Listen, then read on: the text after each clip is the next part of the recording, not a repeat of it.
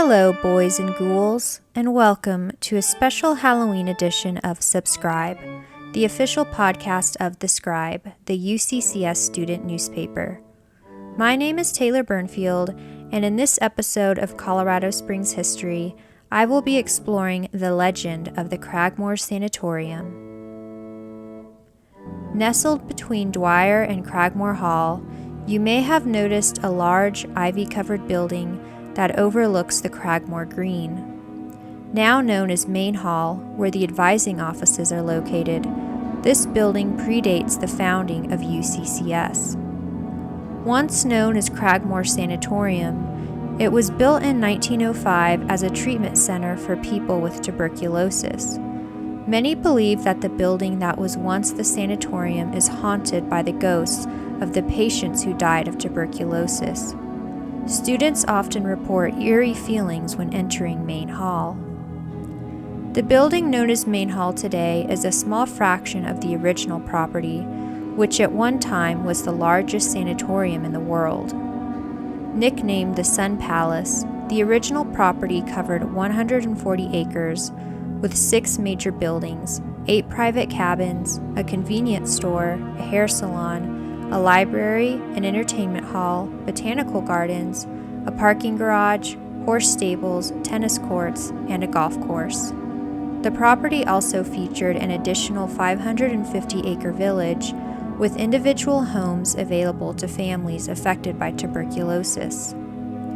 Wealthy patients from all over the world flocked to Cragmor Sanatorium in search of a cure for tuberculosis. Popular treatments included plenty of rest, a healthy diet, leisurely activities, and sunbathing.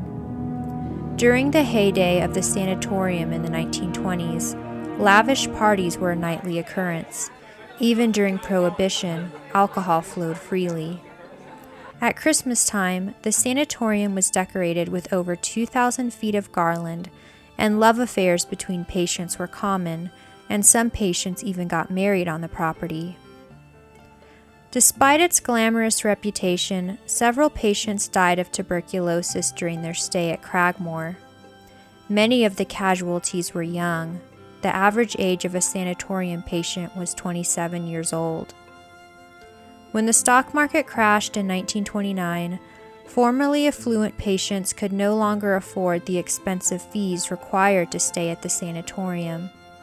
These patients were forcibly removed from the property, and some became so devastated by their financial losses that they committed suicide. During the Great Depression, Cragmor Sanatorium began accepting lower-class and middle-class patients and charged lower rates. At this time, the large property could not be maintained due to a reduction of staff. As a result, the sanatorium began to deteriorate. Rats and cockroaches infested patients' rooms, and some patients even died due to medical negligence. By the end of the 1940s, the sanatorium was bankrupt and was preparing to close its doors until the federal government made an offer. The government agreed to financially support the sanatorium so that tuberculosis-infected Navajo tribe members could receive care. Then Cragmor director George Dwyer signed the contract, and in the early 1950s, Navajo people from Arizona and New Mexico were transported to Cragmor for high-quality care.